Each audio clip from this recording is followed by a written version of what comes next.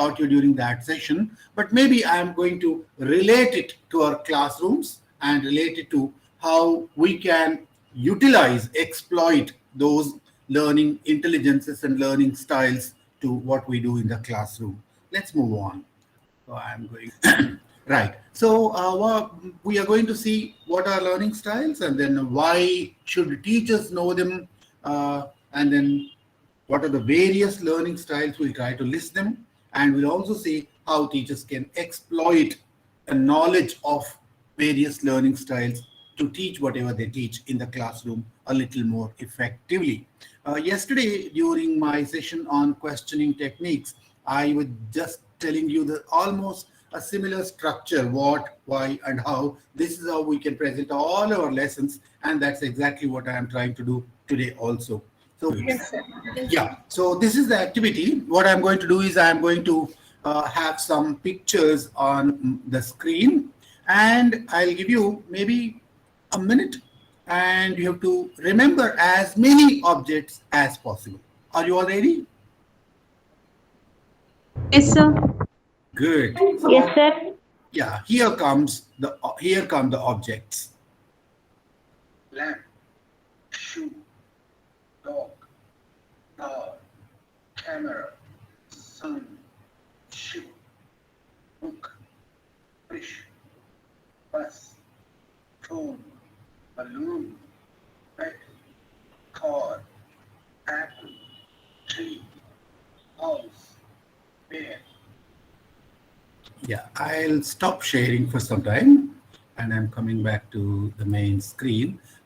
Can anyone, I don't want you to list the objects that you saw. That was not the exercise. I just perhaps misled you by asking you to remember them and list them. That's not the purpose. What did you do to remember them? Anyone, please unmute yourself and answer me. What did you do to remember what was there on that slide? Sir, I connected these images. One second. Lakshmi, please. So I connected these images and then I tried to remember it. Great, great. Then someone else? So I was saying I quickly divided them into like animals. Lovely, lovely. Manohar classified them, and by trying classification, he tried to remember them. Tanushree? Yeah. Observing carefully. Sorry? I was observing the images, pictures carefully. Yeah, you observed them. Somebody else? So pictographically, I was trying to pick it up. You were trying to remember them by using some pictographic techniques. Anyone else? So I tried something interesting. I was actually reading a book in the morning today. This was a book by Jeff Hawkins, 1,000 Brains. Mm-hmm. And he was talking about a Locky method of memorization, where you place objects in a room and then try to remember them. Lovely, so that's a great idea. And that's a great idea. I think that's a wonderful technique. So how to just trying to do that. Remember things. There are techniques. So memory techniques. Yeah. And one more last response.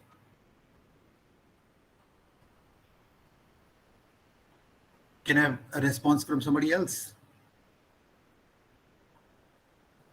Varsha, are you there? Varsha Mamidi, are you there? Sir, I'm here. Yeah. How did you try to remember those images? Did you do anything? Sorry, sir. Sorry, sir. Please say that again. What did you do to remember the images that you saw, the pictures that you saw on the slide? With images, I think I'm a little better. So anyway, to be very honest with you, today I have my subject exam. So somebody's just called me from the university. So I just got a little bit diverted. No problem. I understand the pressures of time. Okay. Maybe from, yes, please, Sundaram. Sir, some of the things are day-to-day life connected things are there, sir. Books, lamp and also, it's a day-to-day life we are using the same, that things are connected. So you connected them so that you can easily remember them. Maybe if I had a larger audience, I would have got many more different kinds of responses. Actually, the 4 or 5 responses that I've got already proved that you have learned the names or learned or remembered the pictures by using different techniques. Some by just seeing them, some by also listening to the audio that was playing in the background. Maybe, I don't know, either of you could not answer. Some of you read the name. I also put the words in text below the picture. So some of you perhaps read, and some of you heard, some of you saw, some of you did. I mean, many different ways of remembering them. I'm going back. This is how we try to remember them. And perhaps the same thing the students also do. And they remember them in many different ways. I'm sure you all agree with me that no class anywhere in the world, even if you go to an IIT and teach there, perhaps students are bound to be heterogeneous. They cannot be just one single kind of people learning everything the same way, the same style, the same pace. No, it's just not possible. So students are human beings, individuals. So they learn in different ways. So I'm going to play a video now, which is about 5 to 6 minutes. But you just should not watch the video. You must answer these 3 questions after you have seen the video. Question number 1 is, do all students learn the same way? Of course, the answer is already known to us, but you have to see what the video says. So based on what the video says, you have to give answer to that question. Do all students learn the same way? Question. It's not a yes/no question. It looks like a yes/no question, but you can expand that and you can give as much information about that as possible. The second question that I'd like to ask you after I show you the video is, what do these differences depend on? If there are learning differences, if students learn differently, what are those differences dependent on? How do they arise? What are they based on? And why do we have them? And the third question, which I may not have time to discuss with you immediately, but we'll discuss it throughout the presentation today. How does knowing these differences impact the teaching learning process in the classroom? Does it affect us as a teacher? In my pedagogic process, how does it affect me? How can I exploit that? How can I benefit from that is what we are going to see. So these 3 questions, keep in mind, I think you remember these 3 questions. They're not very difficult to remember. And now the video comes here. Albert Einstein once said, everybody's a genius. But if you judge a fish by its ability to climb a tree, it will live its whole life believing that it is stupid. Ladies and gentlemen of the jury, today on trial we have modern day schooling. Glad you could come. Not only does he make fish climb trees, but also makes them climb down and do a 10-mile run. Tell me, school, are you proud of the things you've done? Turning millions of people into robots, do you find that fun? Do you realize how many kids relate to that fish swimming upstream in class, never finding their gifts, thinking they are stupid, believing they are useless? Well, the time has come, no more excuses. I call school to the stand and accuse him of killing creativity, individuality, and being intellectually abusive. He's an ancient institution that has outlived his usage. So, Your Honor, this concludes my opening statement, and if I may present the evidence of my case, I will prove it. Proceed. Exhibit A. Here's a modern-day phone. Recognize it? Here's a phone from 150 years ago. Big difference, right? Stay with me. Here's a car from today, and here's a car from 150 years ago. Big difference, right? Well, get this. Here's a classroom of today, and here's a class we used 150 years ago. Now, ain't that a shame? In literally more than a century, nothing has changed. Yet you claim to prepare students for the future? But with evidence like that, I must ask, do you prepare students for the future or the past? I did a background check on you and let the record show that you were made to train people to work in factories, which explains why you put students in straight rows, nice and neat, tell them sit still, raise your hand if you want to speak, give them a short break to eat, and for 8 hours a day, tell them what to think. Oh, and make them compete to get an A. A letter which determines product quality, hence grade A of meat. I get it. Back then, times were different. We all have a past. I myself am no Gandhi. But today, we don't need to make robot zombies. The world has progressed. And now we need people who think creatively, innovatively, critically, independently, with the ability to connect. See, every scientist will tell you that no 2 brains are the same. And every parent with 2 or more children will confirm that claim. So please explain why you treat students like cookie cutter frames or snapback hats, giving them this one-size-fits-all crap. What's your letter? Sorry, Your Honor. But if a doctor prescribed the exact same medicine to all of his patients, the results would be tragic. So many people would get sick, yet when it comes to school, this is exactly what happens. This educational malpractice, where one teacher stands in front of 20 kids, each one having different strengths, different needs, different gifts, different dreams, and you teach the same thing the same way? That's horrific. Ladies and gentlemen, the defendant should not be acquitted. This may be one of the worst criminal offenses ever to be committed. And let's mention the way you treat your employees. Objection overruled. I want to hear this. It's a shame. I mean, teachers have the most important job on the planet, yet they're underpaid. No wonder so many students are shortchanged. Let's be honest. Teachers should earn just as much as doctors, because a doctor can do heart surgery and save the life of a kid, but a great teacher can reach the heart of that kid and allow him to truly live. See, teachers are heroes that often get blamed, but they're not the problem. They work in a system without many options or rights. Curriculums are created by policymakers, most of which have never taught a day in their life, just obsessed with standardized tests. They think bubbling in a multiple choice question will determine success. That's outlandish. In fact, these tests are too cruel to be used and should be abandoned, but don't take my word for it. Take Frederick J. Kelly, the man who invented standardized testing, who said, and I quote, "These tests are too cruel to be used and should be abandoned, ladies and gentlemen of the jury. If we continue down this road, the results will be lethal. I don't have much faith in school, but I do have faith in people. And if we can customize healthcare, cars, and Facebook pages, then it is our duty to do the same for education, to upgrade and change and do away with school spirit, because that's useless. Unless we're working to bring the spirit out of each and every student, that should be our task. No more Common Core. Instead, let's reach the core of every heart in every class. Sure, math is important, but no more than art or dance. Let's give every gift an equal chance. I know this sounds like a dream, but countries like Finland are doing impressive things. They have shorter school days, teachers make a decent wage, homework is non-existent, and they focus on collaboration instead of competition. But here's the kicker, boys and girls. Their educational system outperforms every other country in the world. Other places like Singapore are succeeding rapidly. Schools like Montessori, programs like Khan Academy, there is no single solution. But let's get moving, because while students may be 20% of our population, they are 100% of our future. So let's attain to their dreams, and there's no telling what we can achieve. This is a world in which I believe, a world where fish are no longer forced to climb trees. I'll rest my case.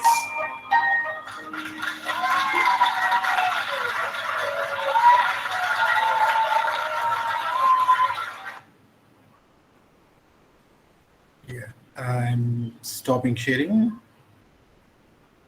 Yeah. First of all, before I ask you those questions, those 3 questions, have you enjoyed watching that? No, sir. So audio was Audio Sorry? was Audio clear, was sir. very, there were sounds of bells and it was nothing heard. Oh, sad. I see. You should have told me. Okay, you might have made it at least, because luckily it was not only the audio and the music, but also the text was displayed, and then maybe his body language was quite impressive, and then you could have made out what it was about. What does he speak about? Sir, I just wanted to update you on this. This was through a picture discussed in yesterday's session. Oh, great. So what did you make out of that? Well, the point was different animals or different people have different strengths. So Different in what? different skills, different strengths. It's not only different strengths and skills, but it is the way they conceptualize things, they memorize things, they remember things, they recall things, they analyze things, they interpret things, everything that happens in their minds. Yesterday, somebody asked me a question relating to psychology. This is what psychology tells us, that the way things are processed, no 2 minds are alike. Everybody, starting from grasping, comprehending, conceptualizing, visualizing, and interpreting, analyzing all these things from person to person, from student to student, the way information is received, retrieved, and reproduced and used are different. So that is the difference that we see. It's not only just, yeah. Yesterday, the focus more was on assessments when this was used. So Right. the point that was made was it is wrong to Correct. assess everyone in the same way. Perfect. Yeah, correct. You are right. Yeah, that's absolutely right. We cannot assess them the same way, but we must go deeper into the causes, the reasons, the ideas behind that, and then we have to see how teachers can benefit from that. It's not only assessment, but a few other things as well. Yeah. Anybody else? What else does it say? Does it say anything about what these differences depend on?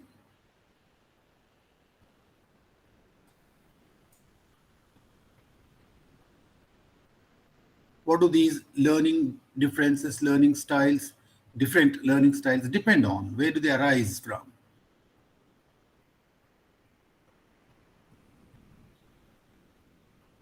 Anyone? Perhaps because you said the audio was not clear, perhaps you did not make out, but you still can answer that question even without seeing the video. If your students are different in their learning styles, why are they different? Are there any reasons for that? So I think there can be many Like environmental factors also. Thank you. Great. Yeah. Thank you, Lina. Thank you very much. Yes, sir. Thank you, sir. Thank you for that response. So there can be a lot of factors. One of them you mentioned is environment. There can be lots of other factors also. Okay, let's move on from there. Maybe I'll not show you the other two. I have shot two other short videos, but I'll not show them, but we'll still try to manage without them. One second, just again, let me share the screen.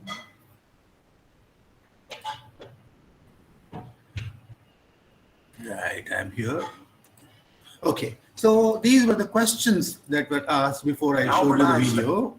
One second. One second. Albert Einstein. Yeah, the first question that I asked you was, do all students learn the same way? No, the answer is they absorb things and they recall information quite differently. And the second question that I asked you was, what do these differences depend on? They can be emotional factors, they can be psychological factors, there will be learning related factors, there can be, like some Lena said, environmental factors, there can even be biological factors. Not everybody is built the same way. So all these factors can make a student different from others as far as his learning style is concerned. So the third question, as I told you, we are not going to discuss immediately, but we are trying to find solutions for that maybe in course of our presentation.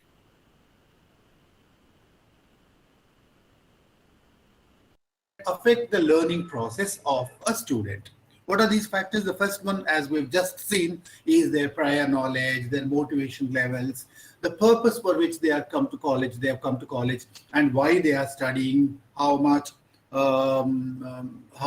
motivated they are. These are the factors that contribute to affecting the learning process that happens in a classroom. The second one is the learning preferences. So not all students learn the same way. Like when we did that activity with pictures, all 4 or 5 of you who answered said you learned them different ways. Then the institutional environment. I think somebody made a mention of this also. So what kind of a college you are in, what kind of furniture is there, what kind of lighting is there in the classroom, what kind of blackboard is there, what kind of tools the teacher is using, all these things also contribute to the environment, and that also impacts the learning process of a student. And again, every student does not learn the same way. Even if the students are in the same college, still the physical environment can be different. Somebody is perhaps sitting very close to the air condition or the fan, somebody is sitting away from the fan, somebody is sitting close to the window, somebody is sitting in a place in a room, classroom, where he cannot see the blackboard clearly. All these possibilities, right? Then the teaching learning materials, the textbooks that we use, the other learning materials that we use can be different in different colleges, or sometimes they are different for different courses, different streams. I taught in a college where we used a different textbook for the BCom students, still a different textbook for the BSc students to teach the same subject, and yet a different textbook for the BA students. So we had 3 different textbooks for the 3 graduate streams. So that was long ago. This was about 45 years ago I'm talking about. So it can be the materials that make a difference, right? It can be the course materials and the course design, the curriculum, etc. I may stop here for a few seconds and ask you, do you have any control over any of these 4 things? The prior knowledge of the student, the learning preference of the student, the environment, the physical and other environment in the institution where you teach, and the materials that you use. How much control do you have over them? Can you manipulate them? Can you change them? Yes or no? Hello? I think, sir, so to a certain extent, we can manipulate them. Which one can you manipulate?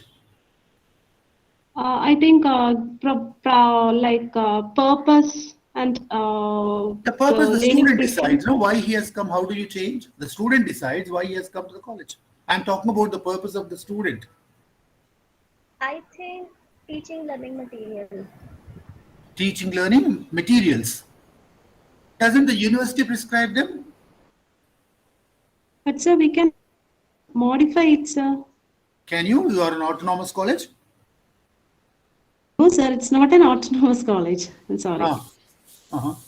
So I have the full freedom to design, redesign any course. Great, excellent. If you are in an autonomous college, you have not full, but maybe limited freedom to manipulate with the course and also make changes to it. But what personally I have seen is even in autonomous colleges, most colleges, unfortunately, they are only using the same university syllabus with some very minor modifications. All that they are doing is they are conducting their own examination and awarding their own certificates. But autonomy has not been fully functional in most colleges that I personally saw. Maybe if you have a brighter, better experience, that's great. I'm happy.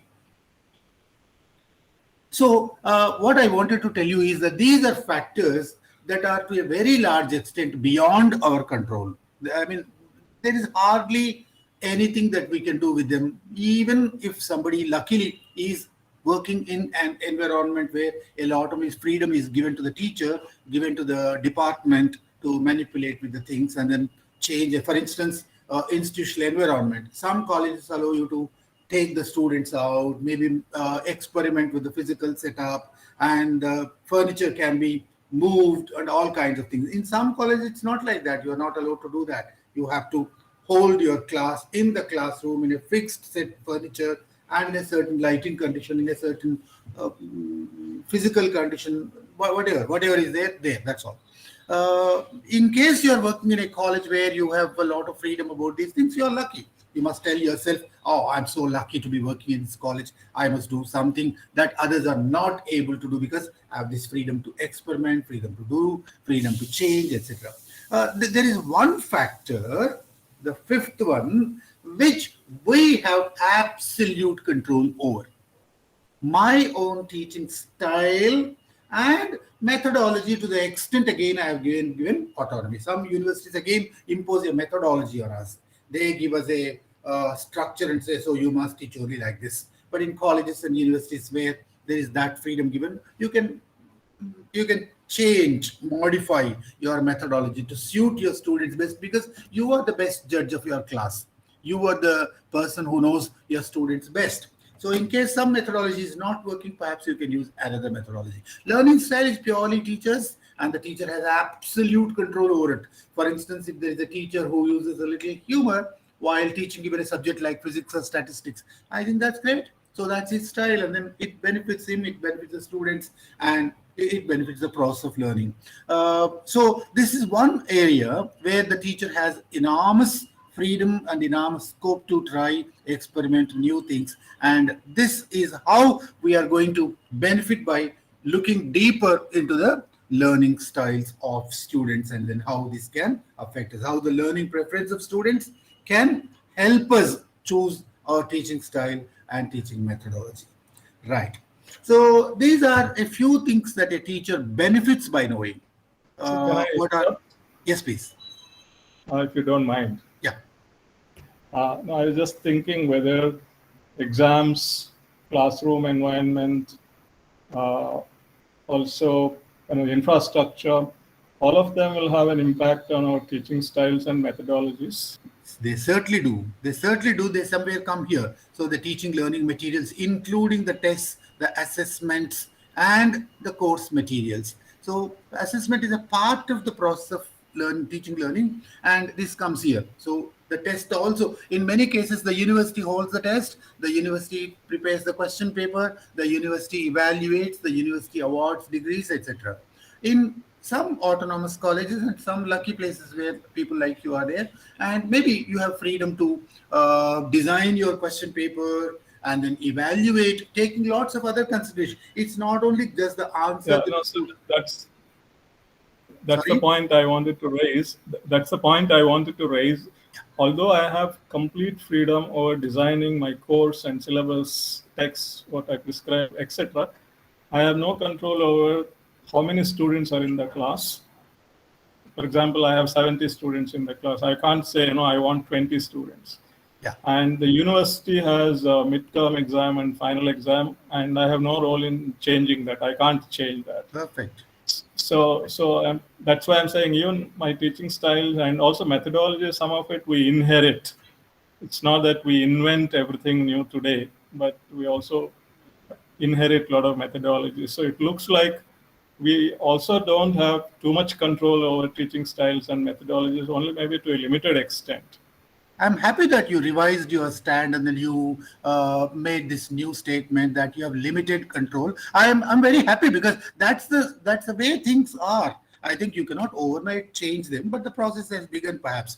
You were talking about the methodology. Methodology to a large extent depends on the materials. The course book decides how it should be taught. But still, the teacher, for instance, suppose there is an LCD projector in your college and I can take it to the class and I can use it, though the university does not expect it. So I can create my own slideshow instead of carrying a chart with me. Maybe I can convert that chart into a slide and use. For that kind of small modifications I can make to my methodology in case there is a strict infrastructure. If there is no suggested methodology, I have freedom to do whatever I want, of course, keeping the needs of the students in mind. Experimenting does not mean that I'm going to make my students guinea pigs and then I'm going to try everything and then I'm going to harm their interest. It's not that. It's in the best interest of the students. I'm trying something more, something distinctly different from the standard so that the learning process happens more effectively. That's the idea. Thank you. Thank you very much for contributing that. I know that many students have zero freedom. Many teachers have zero freedom and some teachers have limited freedom. In both the situations, so these four things are very difficult to manipulate, but the last one can be manipulated to a very large extent. Teachers benefit by knowing these four things. What are they? The learning preference of the students. If you are a student of psychology or if you have done a course like B.Ed, and if you are expected by your university to know the cognitive factors that contribute to the process of learning psychology, reading the minds of your students, the emotional factors. Not all students come with the same emotional background to your class. It starts with very, very biological things like the student had breakfast in the morning or not, to very highly emotional things like what is the status of his family, how does his mother treat him, and then what kind of a emotional status in which that student is. There are 1,000 factors that we have zero control over and that affect our classroom. See, you did not create them, you manage them, and you are not responsible for them. But the student comes with that emotional background into the class and you have to help him learn. That's a problem. So there are lots of environmental factors, etc., etc. If we can know them a little better, it helps us a little. It helps us become better teachers. That's all.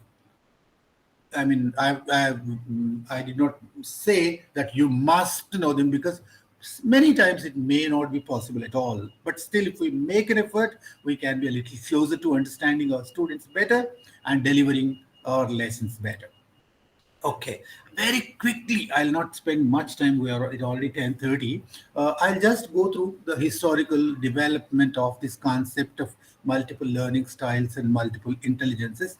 It was Walter Bob who first suggested it. I mean, the word first is always debatable because whenever we talk about something like our Vedic times suggested lots of things which already there are already precedents there. We are not going to go into that controversy. So I just would like to tell you, as far as these books suggest, this Bob's model of VAK, VAK stands for V for visual, A for auditory, and K for kinesthetic. So he suggested there are three kinds of learners. Some learn visually, some learn auditorily, and some learn kinesthetically. So these are the three things he suggested, and then the development of this learning styles and the theory of learning styles began. I'm not going to go into details, as I told you. Let me move on.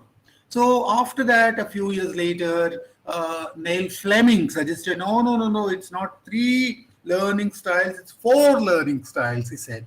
He said auditory is as it is, that's okay, kinesthetic is okay, but visual learners are two kinds. There are some visual learners who learn just by seeing things, but there are some who read and write and learn, and that's why there is a fourth category. So visual, auditory, reading, writing, and kinesthetic. So VAK became VARK, and there are four kinds of learning styles according to Neil Fleming. Then let's just very quickly, this is a 2-minute video, but again, because you are not able to see the audio or hear the audio, I'll leave this. Don't worry about that.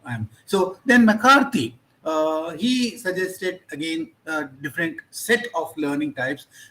He said there are some innovative learners, there are analytical learners, there are common sense learners, there are dynamic learners. He did not call them learning styles, he called them learning types. So innovative learners seek a personal meaning, everything they learn. So they look for something that makes them better human beings, a personal meaning in what they learn. And analytical learners always are, tied down to facts, statistical data, etc. And there are common sense learners who always look for solutions to problems, and they are very practical, straightforward. And dynamic learners, they constantly synthesize information, assimilate that, and they are very highly enthusiastic about what they are learning, and they are very zealous. So these are the types of learners McCarthy suggested. Then there is another theory called Kolb's learning styles inventory, which said that there are four stages rather, not style. So 4 stages of the learning process. People feel and learn, people think and learn, people watch and learn, people do and learn. Indirectly, the doing means kinesthetic, watching means visual, and feeling also is some kind of kinesthetic, thinking also is some kind of. So, a different parameter is used, and they are given different names. So your voice is breaking quite often.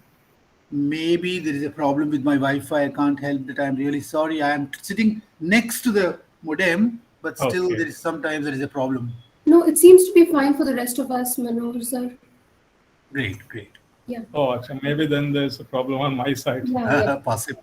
Quite possible. Please check if the signal is full, and in case it's not there, maybe make some changes. My signal is full. Right. Okay. So Kolb suggested this, and moving on from here, we are coming to a little more serious things, and then this is something very interesting. Felder-Silverman, he talked about learning styles, but he didn't say. He said it's not VAK or VARK. It's a lot of learning styles actually, and he put them in pairs. Learning styles, he put them in pairs. For instance, he said there are 2 kinds of learners, either visual or verbal. Some learn by seeing things, some learn by reading, writing, speaking, etc. The verbal, the word related. And he said there are 2 other kinds of learning styles, that either one is inductive, one is deductive. Then he said there are 2 other learning styles, sensing and intuitive. Further, 2 more, active and reflective. And lastly, there are 2 other styles, sequential, one after another, and global. so comprehensive, holistic. So he said that there are lots of learning styles, and everybody, for instance, somebody may be a visual, deductive, intuitive, reflective, global learner, like that. So any combination, one can be any combination between, and within visual and verbal, one can be partly visual, partly verbal also. So all kinds of possibilities are there. And Felder-Silverman, I think, contributed a lot to our knowledge of learning styles, and he said that the students or learners, for that matter, can be any of these categories. This is one that we are going to discuss a little more in detail. This is where this is perhaps the latest and the most popular theory of multiple intelligences. Maybe yesterday a reference was made to this, I'm not sure. So in case it has been made, it makes my job easier.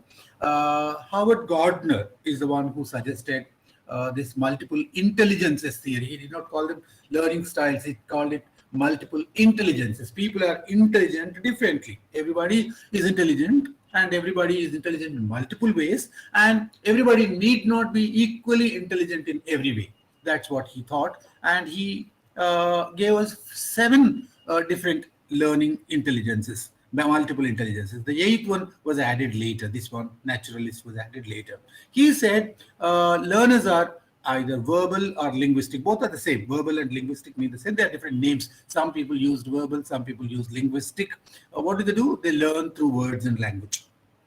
Let's see more examples later. That's why I'm rushing through.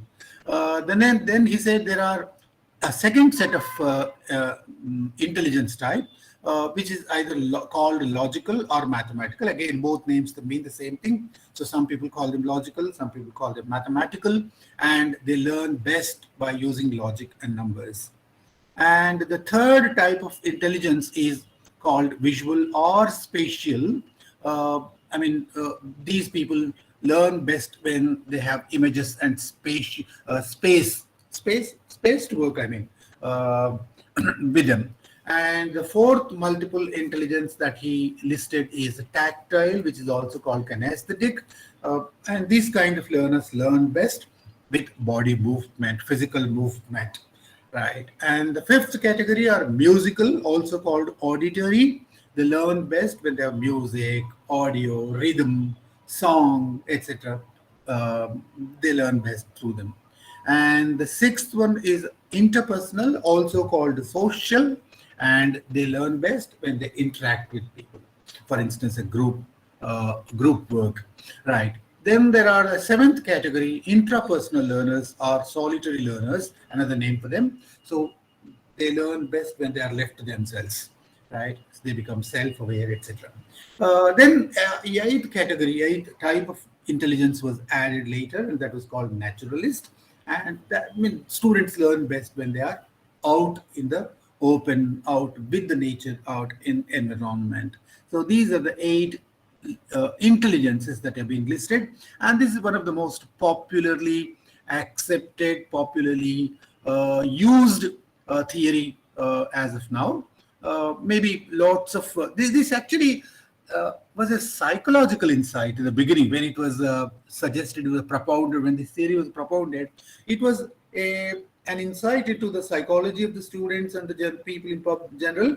And this psychological insight, luckily for us, for teachers like us, was immediately absorbed into the academic, into the pedagogic field. And I think the most benefited area of this theory is pedagogy. So how teaching happens, how materials are produced, how methodologies are developed, and how classroom teaching learning process happens today is predominantly based on insights into this theory of multiple intelligences. I'll stop for a minute. If you have any questions, maybe you can ask me. Do you have any questions? I'm sorry, have I lost you? Have I lost you? No, sir. No, sir, we can hear you. I have a question. Yes, please. So, do you think that these different styles of learning that you have discussed up till now, so apart from the teachers, the students should also have an idea of what kind of learning style they have. So they can also go through some kind of test in order to recognize their own ways of learning, so that it may be benefited for them. It may be beneficial for them to adopt. Thank you, Lena, for asking that question. For very young learners, it may not be necessary, but for university level students, if they know what learning style they are, it may benefit them because they focus more on that area because they know that they learn best. For instance, if I know that I learn best through a logical style, perhaps I can help myself build everything that I learn into that style. So at advanced levels, it's useful. Yes, please. No, I have a question, but I'll wait for others to ask. If no one else has a question, I'll ask. Oh, you are very kind.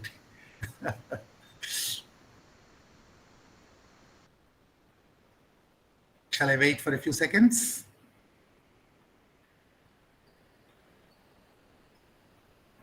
Yeah, yes, Manohar, I think you have to go ahead. Yeah. One is, I was wondering, even if there are these multiple intelligences, some people have observed that certain kinds of intelligences are seen as desirable and legitimate. Other kinds of intelligence are either rendered undesirable and illegitimate.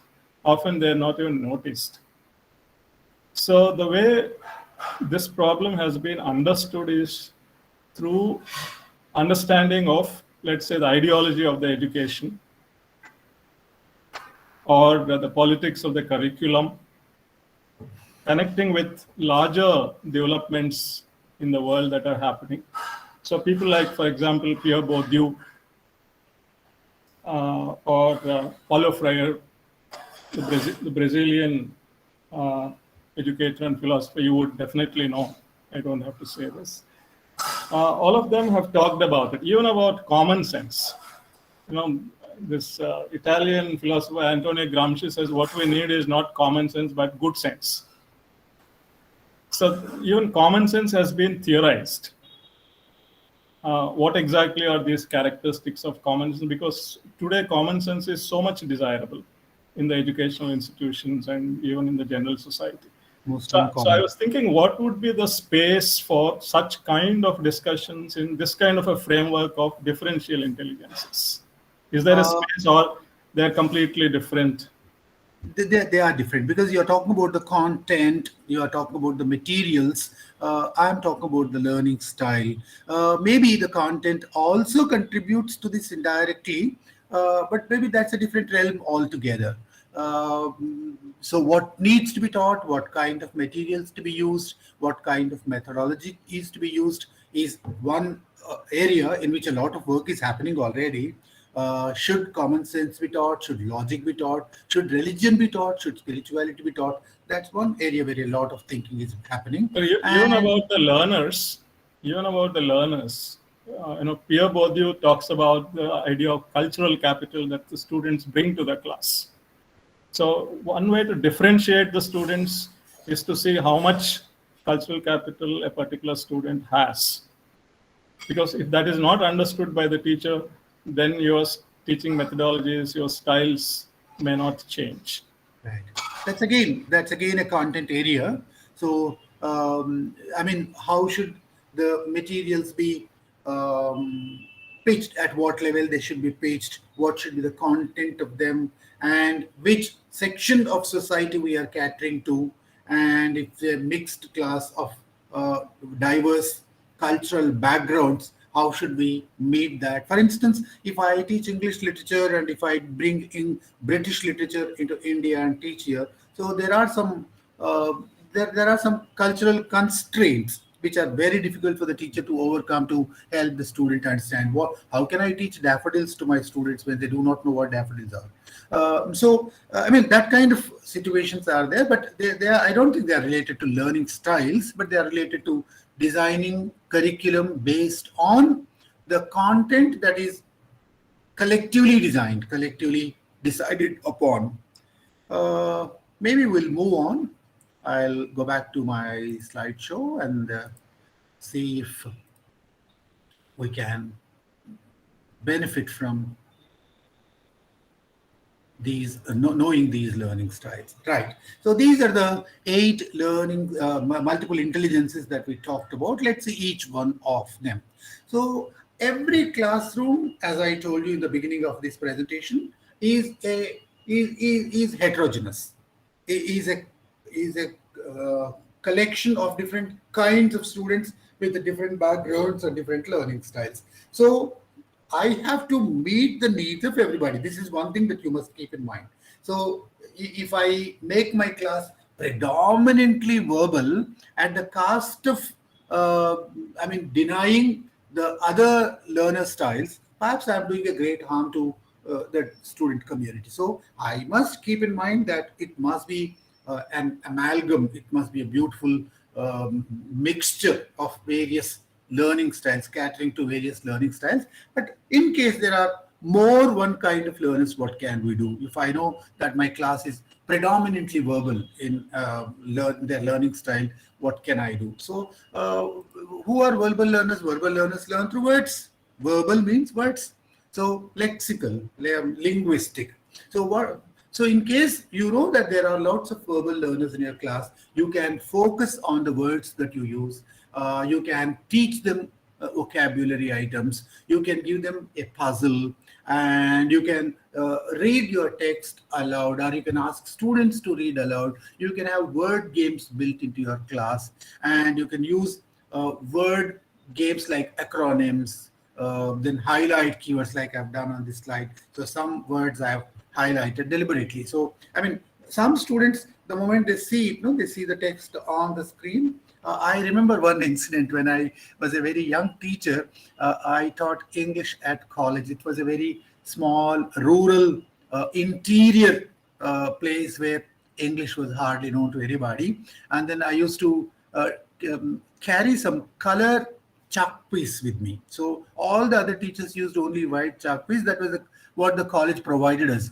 I used to come to Hyderabad often because my family was here. Hyderabad is a big city where color chalk piece was available, and I bought a box of them. I kept them in my almirah, and I used to take it, and then I used to write some words in a different color or sometimes underline them. And believe me, students loved it because they did not know what color chalk piece was till then. I'm talking about 50 years ago. So I think I started teaching 49 years ago today exactly. So those days it was something very, very unique. The moment they saw color, the moment something underlined, something used in a different color, some word highlighted, a word written in capital letters, I think they liked it. So see, looking at it from a student's point of view, as adults perhaps we not give much meaning to that, but it makes a huge impact on them. So coming back to this, so when you reread, when you write, when you have quizzes, and then anything relating to words, I think some students learn best. And in case you identify in your class that there is a student who learns best verbally, and if he approaches you, may not be the counselor in your college, you may not be their career counselor, but in case still some students approach you, you can advise them to become poets, journalists, writers, teachers, lawyers, politicians, translators. These are lots of career opportunities available to them. So, this we need not be a part of your classroom work, but outside your class, perhaps you can help them. Or by any chance, if you are the career counselor of your college, and if you love doing it, perhaps you can identify. There are lots of tests to identify what predominant learning style a student is. So you can administer that test and you can identify. I think yesterday you said that there was an assessment. That assessment perhaps helps you identify what kind of learning style a student is. And once you realize that there is a verbal student here, or he learns predominantly verbally, so you can suggest such professions to them. Moving on to the second category, there are students who are logical, mathematical. They love numbers. The moment you put your points into some numbers, if you give numbers like that, they love it. They grasp it better. They find it easier to learn. That's all. So in case you do not put the numbers, it's a little difficult for them because they work logically.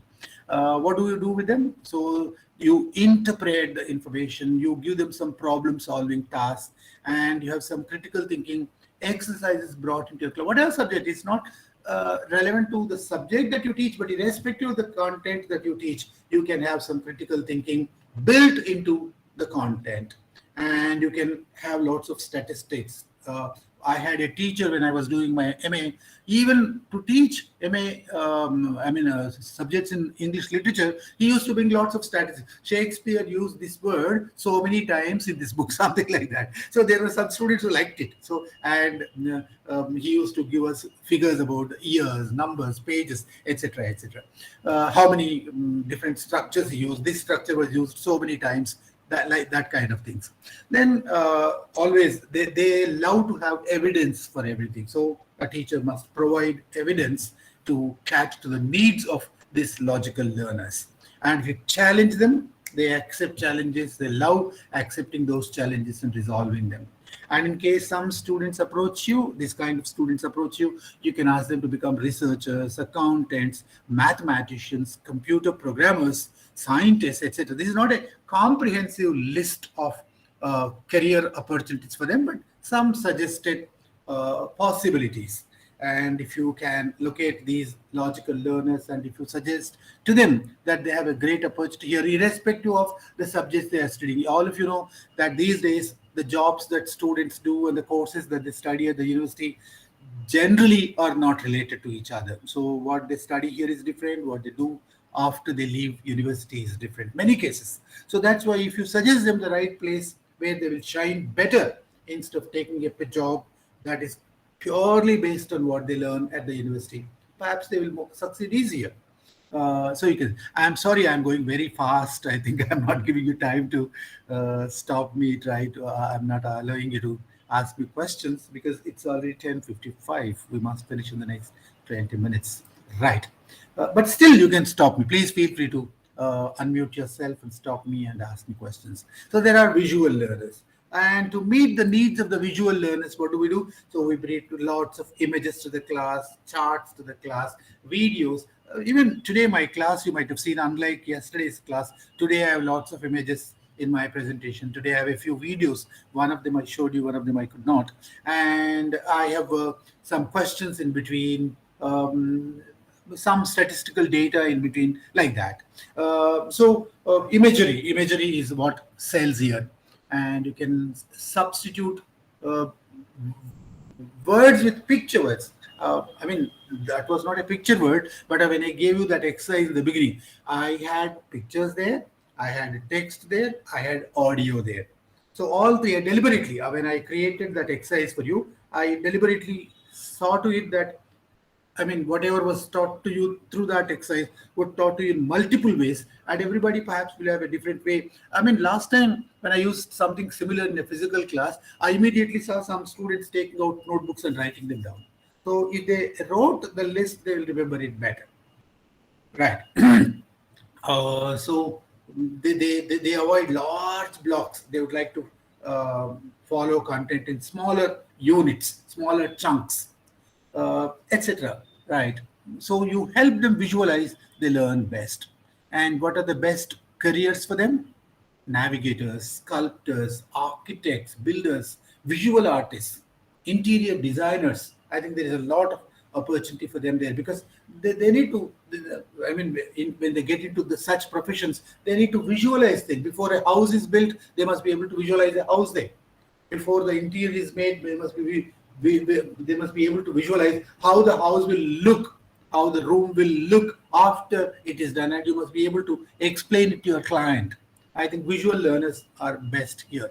Even among you, if you think that you are predominantly any one of these styles, and if you have a desire to change your career, you are not very comfortable teaching, but you think that your heart is somewhere else, perhaps you have to take that assessment that you did yesterday, and you have to ask yourself what kind of a learner you are, what kind of a person you are, and then maybe based on that you can decide your own career too. I'm not asking you to leave teaching, but I'm just suggesting. Right. So there are tactile learners. So tactile learners love touching things, feeling things, and then doing things, and unless they put their hands on something, they cannot learn easy. So there must be something in your class for tactile learners also. If possible, every one of your classes every day must have something for the visual learners, something for the tactile learners, some activity. Even if students touch each other, feel each other, go to each other, maybe suppose you have a group activity and you ask your students to get up in your class and you ask them to move around and then form groups and then discuss in groups. So that physical movement itself is enough. I think they love doing that, instead of passively sitting in one place and seeing you and learning from what's written in the book. Maybe in case you have an activity like that. I know quite a lot of teachers usually have some warm-ups, some physical activities, some icebreakers, some activity. Even if you ask them to stand up and sit down, perhaps it works in some places, in some contexts. So maybe after 5 minutes, 10 minutes of a class, perhaps you just ask your students to stand up and then pat themselves or shake hands with each other, or maybe change their seats. Some such physical movement perhaps can bring life into your class. Your class will be much more productive, much more rewarding, much more meaningful, and most importantly, they will help the students a lot. So don't think it's a waste of time. So tactile learners need a lot of space. They are good with painting, music, and all that, and they are good with problem solving. They love worksheets. So in some class, you might have some handouts are given, and they love working on that handout. And role plays. They come and then they play, especially in language classes. It works wonders.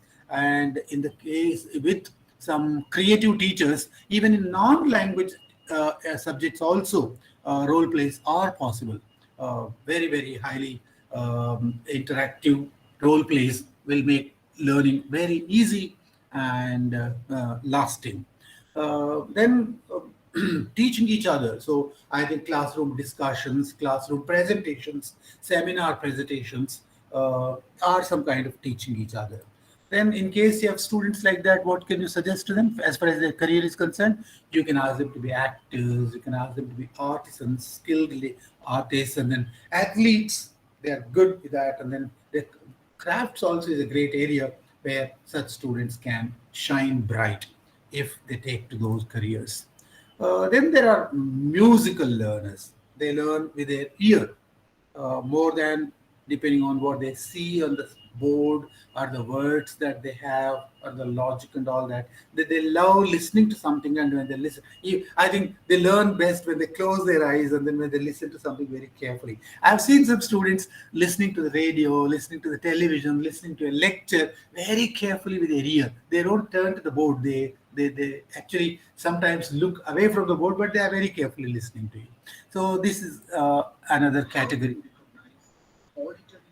Don't worry about that audio. I'll stop that. I'm just trying to create an activity there, but we don't have time for that. So you can suggest audiobooks. These days, almost every book is available in audio format, or if it's not available in audio format, students can convert the regular textbooks into audio format, because there are readers, there are reading apps available, so they can choose any text, even a physics textbook, for instance, they find somewhere and then they don't want to read it, but they would like to listen to it, and they use the app and then they listen to that. They learn best when they do that. Of course, our classes have a lot for students to listen to, because I think a majority of our classes, unfortunately, still are lecture-based. Still, again, that's unfortunate. Very little activity, very little visuals, very little. Other than the lecture method, not many people, not many teachers, especially the senior ones, because you're all young and then you know these technologies, because you know you're familiar with these learning methodologies. Some of you perhaps are already employing these techniques, but especially the senior teachers who took to teaching long ago, I think something is ingrained so very deep in their hearts and minds that it's very difficult for them to change. Right. So reading aloud, using audiobooks, listening to music, My daughter does this. My daughter, I don't know, it's good or bad, but I don't do it. My daughter always, she has some music in at low volume whenever she wants to read something or do something. She says she grasps it better. Then rhyme, music, relevant sounds, etc. are very good for them. Such students can best become musicians, disc jockeys, singers, composers, music critics. Music criticism is a wonderful area now. I think there is a lot: film criticism, book reviews, music criticism. There are lots of career opportunities there. Many students do not know them. I think we can go out of our scope of we need not just be subject teachers. We can help our students best by telling them that there are plenty of opportunities for them outside. I mean, what they think they are. It's not just a route like this. It's multiple ways available to them, multiple avenues open for them. Then there are social learners, a classroom, group work, or learning learning by interacting with each other. A project, for instance, works best in such a situation, and then with such students. So, if you have collaborative learning opportunities, so instead of teaching, what do? So you divide the class into groups, and then you give tasks to them. They discuss, and then they come back, either make a presentation or contribute to the process of learning, or everybody contributes one point. Some, innovative ways can be used like that. And discussion based on concepts, and then sharing, comparing, then role plays again. Role plays also are some kind of socially interactive learning processes. So that's why you can use all these. And in case you have students of this type, you can advise them to become researchers, theorists, philosophers, politicians, salespersons, teachers, social workers, etc. Because these are the professions where there is a lot of scope for interacting with the community in general. Then once, because I know that I'm very good with it, and if I take a career where this skill is essential, this skill is in demand, I think I can prosper better. Right, that is social learners. Then there are solitary learners. I think this is a very exclusive category, and they feel best when they are alone, when they are left to themselves, and they're extremely good with conceptualizing, visualizing, assimilating, and they don't need any outside intervention, not much. They can read to themselves, they can grasp it themselves, they work individually, they love solving problems, and they do a lot of introspection, and etc. And in case you have students like that, you can advise them to become counselors, poets, philosophers, psychologists, critics, salespersons, spiritualists, writers, etc. And the last one, the naturalist kind of learners. So if you take them out of the classroom, it can be an excursion, it can be a picnic, it can be an educational tour. I don't know how many of you do that, but when we were students, I think we were excited at those opportunities. Yes, please. Sir, could you please show the previous slide, sir? One second, Which one? sir. This one? Previous slide. This is the previous slide, solitary. Solitary. Yes, sir. So, okay, sir. Thank you so much.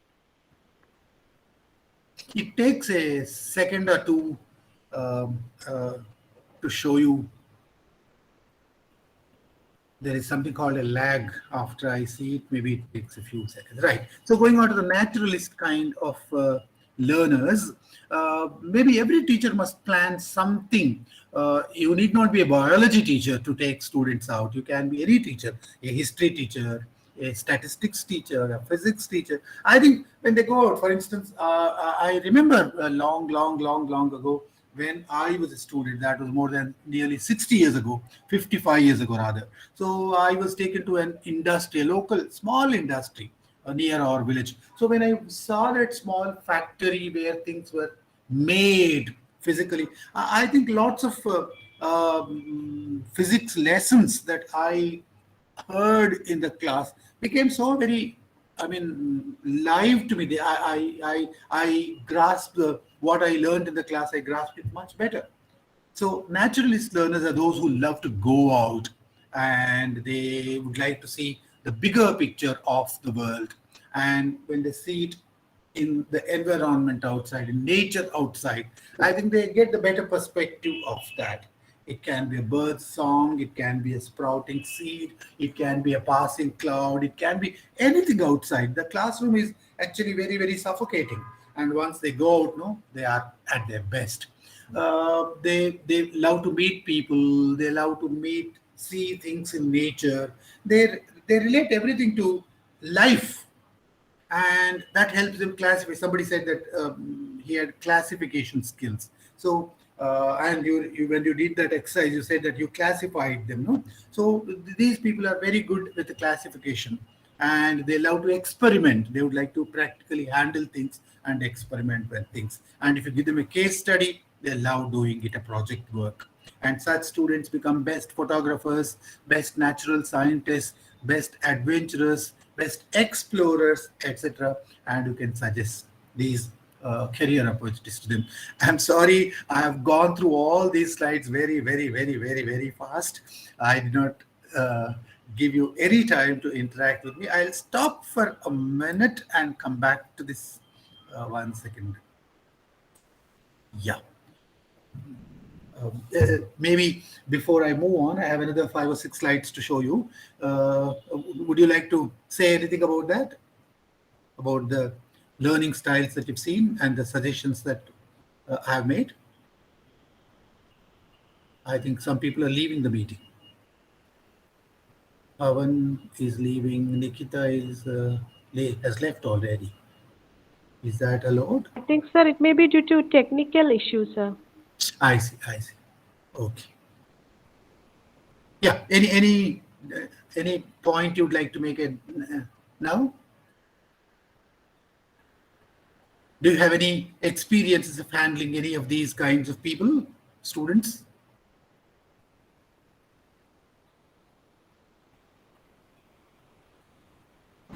So this is Anushri here. Yes. So from our college, actually I'm from a political science background, political science assistant professor. So every year we take students to excursions, like, maybe in museum, Indian Museum here in Kolkata, or in Vidhan Sabha, or some places relating to our subjects mostly. Very good.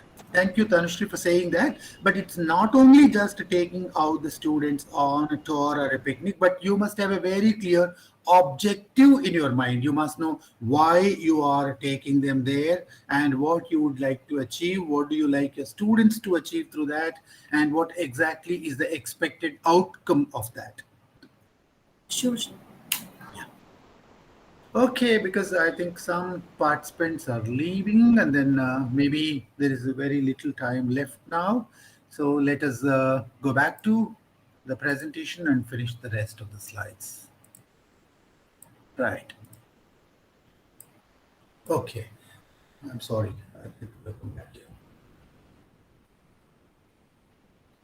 Yeah. I have a small quiz for you. You see some pictures. I think you know all of them. They are very popular people. And there is a list of some learning styles on the right. You have to identify what predominant learning style each one of them is. The first picture that you see on the top left, who is this? Gautam Buddha. Yeah, what learning style was he? Naturalist. Reflective learning, sir. Naturalistic. Naturalist. Naturalist. Interpersonal. Naturalistic. So spatial. What was special about him? What was naturalist about him? The intrapersonal. He was intrapersonal. Intrapersonal. He thought, he reflected, and Solitary, he looked within. So it was a meditative practice that helped him realize what he was. And who is the second gentleman here on the left? Vishwanathan Anand, sir. Learning style? Logical. Thank you so much. Yes. Logical. Logical, mathematical, etc. Right. And this third one? Logical.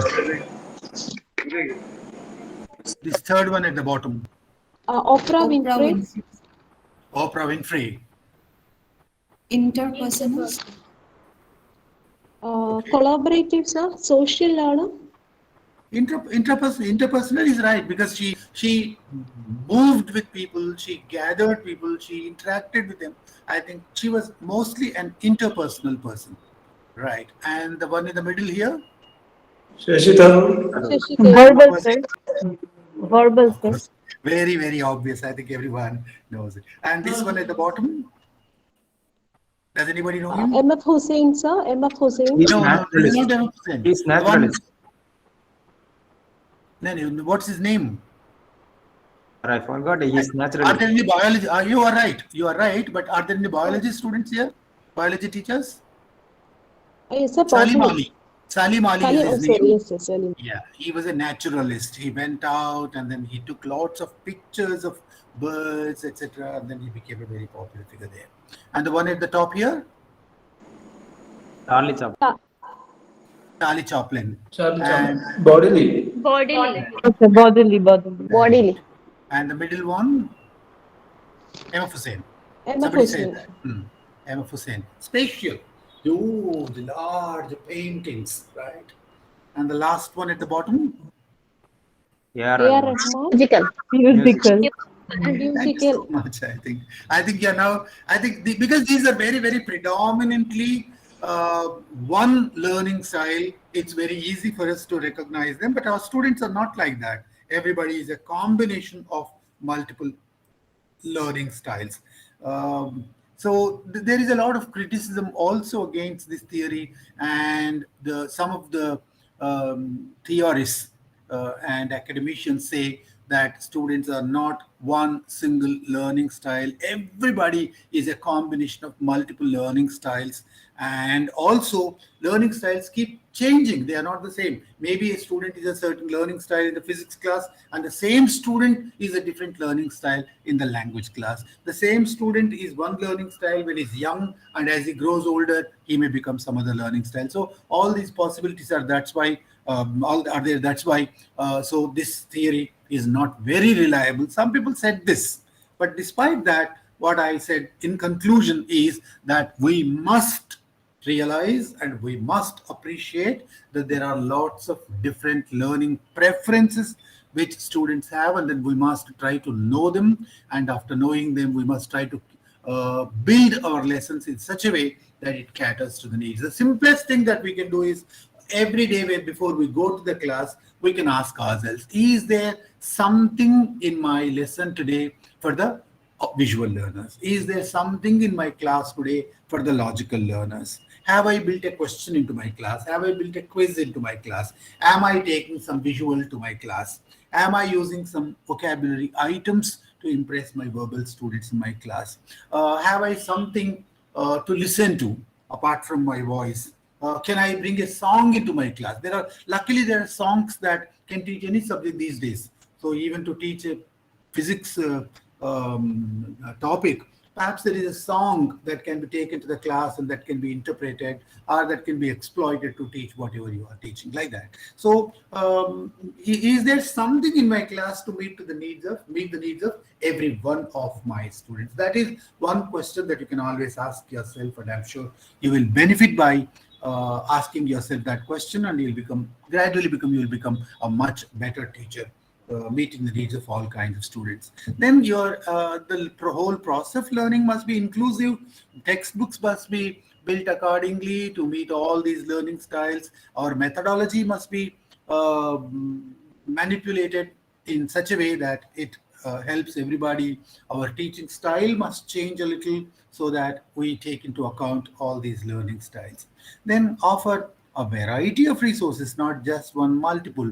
You can have a chart, you can have an audio visual, you can have a visual, you can have a question, you can have a quiz, you can have some group work, you can have some collaborative project, you can have an assignment, you can flip your class, all kinds of things that you can do to meet various learning styles. You must do and use multiple strategies. So not just one, but many, many different strategies. So this is what we can learn from this lesson today. I'll leave this again. I think I'll not play this, but you know this popular video. I think how one student who had dyslexia was dealt with. Do you know the name of this movie? So Tare Yes, Zameen Tare Tare Zameen Zameen Par. Yeah. Yes. So how that student was dealt with, how there was one predominant learning style that was identified by a careful teacher, that was discovered by a careful teacher, and how that teacher gave, I mean, a different interpretation to that, and then gave a new life to that student. A student who was laughed at became a hero. So maybe there is a student like that in our class also, only if we act like that. So thank you very much. We have another 8, 9, 10 minutes left. And in case you have any questions, I'm stopping sharing here. And please feel free to ask me any question relating to the topic that we've discussed. It's 11:20 now. We have 10 minutes to go.